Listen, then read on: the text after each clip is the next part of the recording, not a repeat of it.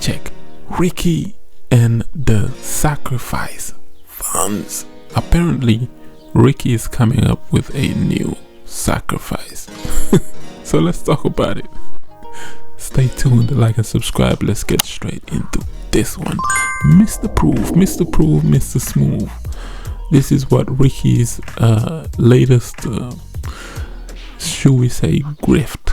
I don't know what this is, but you know, hey, Ricky's a 9, so maybe he found light at the end of this tunnel. The Mr. Proof token, he says, is it only becomes more rare. It only becomes more scarce. So I think the Hex project probably didn't work out because of the inflation bug. So now he wants to create a token that only becomes more and more scarce. Capped supply, but then don't put any inflation on it. It never inflates, Richard said. It only burns down to the ground. So Mr. Proof is automatically bought and burnt every time someone uses a private prover tech. I don't know what this is. He's speaking Japanese right now, but that's the key word, private prover tech. You know, y'all know Ricky is always into privacy, right? He likes privacy stuff like that because, you know, when you're doing your Tornado Cash stuff, he don't want nobody to be pocket watching him. This is why he's always lingers around privacy. So he go on to say the first industry Mr. Proof is disrupting right now is cryptocurrency exchanges. So I told you, Ricky's trying to attack CZ and them and the Solana people and all these people with perp dexes, Aster, Hyperliquid, all of that type of behavior right there. Like anybody with centralized or decentralized exchanges, Ricky's coming after you. How you making your money? He's gonna remodel himself into that type of stuff. You know, he going over there. Vitalik got get a chain, he gets a chain. Vitalik gets an exchange, he gets an exchange. This is how Ricky moves, you know. So crypto was invented, he says, to remove the middleman. But ironically, Ricky, you are a middleman within yourself, because you was preaching to people about this counterparty risk and self-custody and middleman and all this stuff, first principles. And then we found out you launched the chain where your native DEX, you are allegedly holding the admin keys.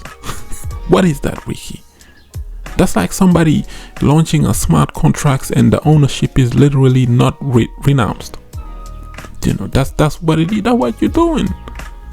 No middleman, no admin keys, no admin keys. This is what Richard Hart was preaching for many years.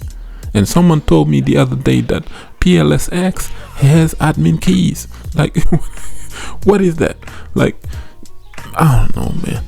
So he goes on to say that exchanges are just middlemen to get in between a buyer's and a bank account and a seller's crypto wallet, right? So Mr. Proof replaces the exchanges using a private prover tech, where buyers and sellers install a browser extension. Pay attention to this now, which issues the proof of transactions or whatever.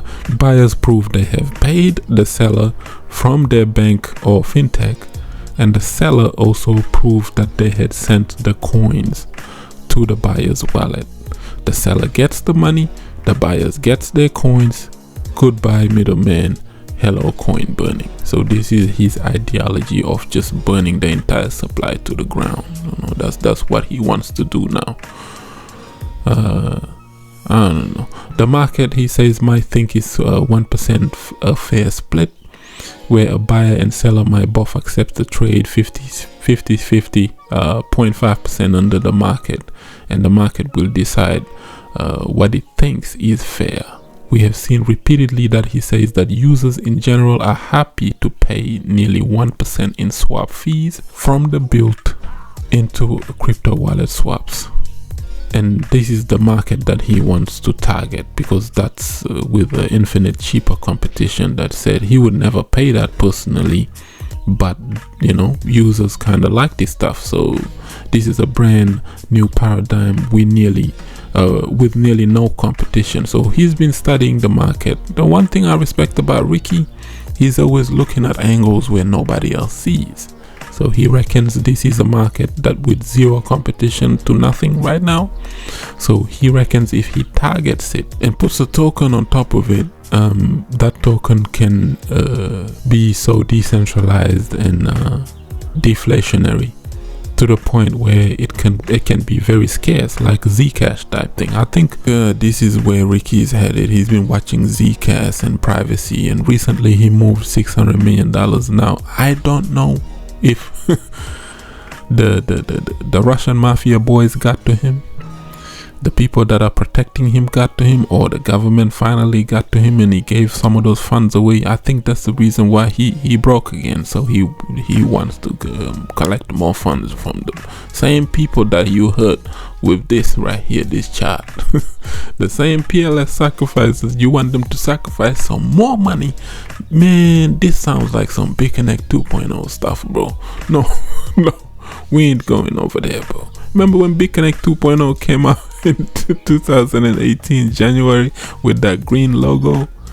Just the website. Now, right after BitConnect went down, DDoS attack, government shut us down, and BitConnect 2.0 appears, and people were really willing to put their money in it. And then all of a sudden, boom! It's like, man, this is like the exit scam. I don't know, man.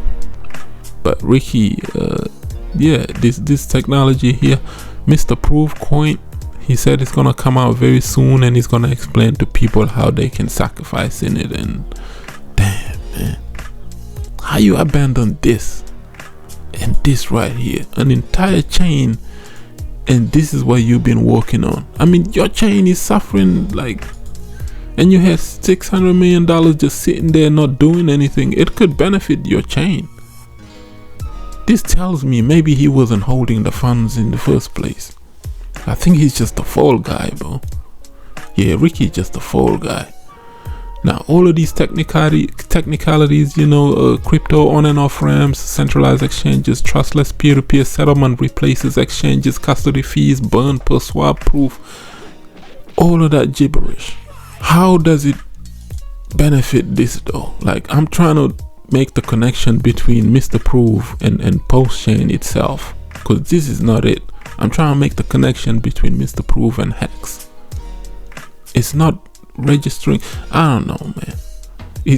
Will that benefit Hex and Pulsechain and pulsex? So is the money that he's going to be making with Mr. Proof, is that money going to benefit the chain?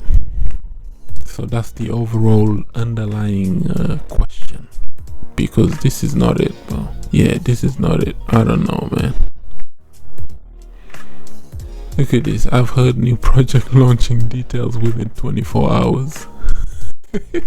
That's him. That's literally him. Look at and he's giving away $10,000 for people to make him a new Mr. Proof logo or something to that nature, man. I don't know what the people think about this, but Ricky, stop playing with people money, Ricky. I don't know where this is headed, but yeah. Ricky, if I throw a little $50 in your Mr. Proof token and you exit scam, I'm coming after that bidet that you installed, that golden toilet that you installed. Ricky, you're gonna get robbed. I'm telling you. You're playing too much with people. You can't make people sacrifice. Wait for 2 years for you to give them a halfway blockchain, and then not only you didn't spend the sacrifice funds on the chain, you turn around and want them to sacrifice more money and put it into your wallet so you can enjoy the luxuries of life while they are suffering. Mr. Trustless peer-to-peer settlement replaces exchanges and custody fees. Look, midterm. He's targeting my people now. Now this is personal now. Ricky said e-commerce reputation portability. E-commerce reputation portability exports the seller's metrics rating into any platform and burn per credential export verified. So he's going after the e-commerce people. He wants DP verifications, supply chain management, trade, finance. He's targeting all these industries in the wider financial realm. This is where he thinks this is headed though. But one thing about him though, He's a 9 life path, man. 9s are extremely intelligent, so he knows how to play crypto. So maybe this is a end-all grift that he sees can benefit him, because hey, listen, this is look at the last line of the post, right? No expectations of profit from the work of others. Well, he said it here somewhere. He said it here, because I was reading this post before and I saw it. I was like, yeah, what, that line right there, there it is right here. As usual, you must have no expectation of profit from the work of others. This is just software. You can choose to run it or don't. You know, without you running it though, it's just text that sits there like a book on a shelf. You are the network, you are the future. So there you go. This is his whole mindset. So remember this, guys, before you put your money into this. You gave him $1.6 billion in sacrifice. Your life has not changed. Now he wants you to give him another 1.6 billion sacrifice, which I don't think he will get. He won't get nowhere near 100 million for this. But hey, the Pulsechain community is rich though. They loaded. I don't know how they get that kind of money, but you're gonna see some people put money into this. I'm telling you, he's gonna make hundreds of millions of dollars off of you. And yeah, whether or not it's gonna play out, who knows. But hey, man, Ricky it's a lot of stuff that went left with this, and yeah, he needs to do better. Ricky, if this is what you think is the future of crypto, it can change many people's lives. But judging your history after Hex pumped and then you got the sacrifices, once you got that money for Pulsechain sacrifices, just like Ricky has completely changed. You know, at least CZ, the DOJ came after him, he was criminal and all this other stuff. But then, you know, he paid his debt to society, he faced his demons, and now he's caught free. But it's not even the DOJ coming up, the SEC is coming after Ricky, which was nothing. It's a civil lawsuit that he narrowly escaped. And you're acting like this hotshot, don't want to spend the money that people have given you and trusted you with this blockchain. And this is the problem. You know, you're scary. You're acting scary right now. The only criminal case that you have is non-crypto related. Well, technically it is anyway, because Interpol, he's avoiding paying taxes from Finland. I think he ran away to Russia, and Putin and them are protecting him.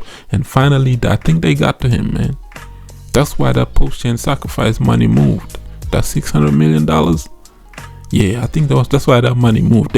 Maybe he finally gave that money away to them, and now he's got nothing much left. That's why he's pulling another attempt to get some more money out of the community. This is where he sees the future of crypto headed, with privacy. And this is another thing about Ricky. You ever notice every time there's a hack in crypto, some criminal activity, tornado crash, something happens, Richard Hart is the first one to comment on it, and you wonder why people are calling you a criminal, because you always linger around them. Remember the Harmony Bridge, the Huobi attacks, the wallet hacks, even recently, any kind of hacks that happen in crypto, here comes Richard Hart. Hey hackers, listen, I heard you guys made a bunch of money with X, Y, and Z. Can you come and watch trade on Pulsechain? Like that. That's how he moves.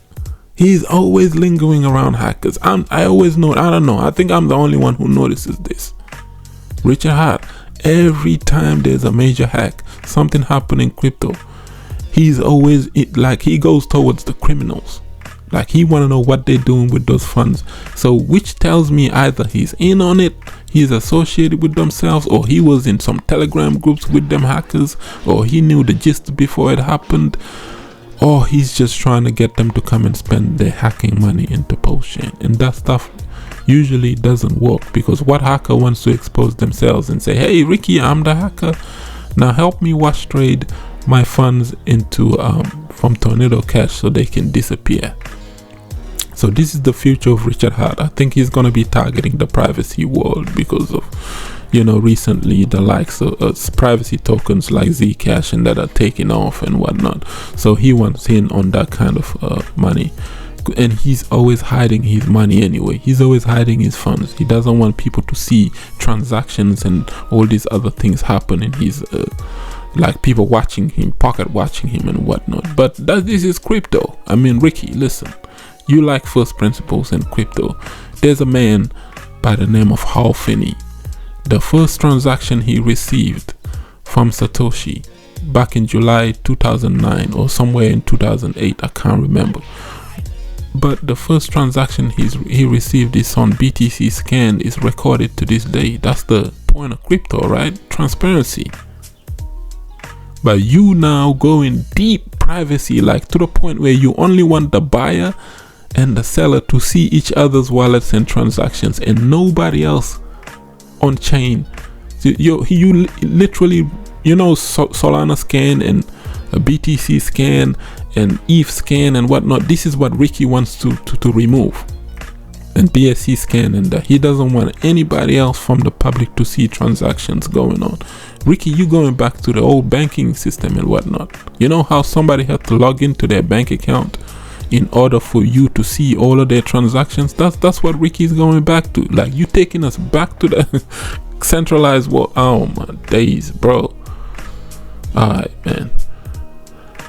Like up the video, share it, subscribe for some crypto content. I have been Mr. Nakamoto Crypto, and I'm out.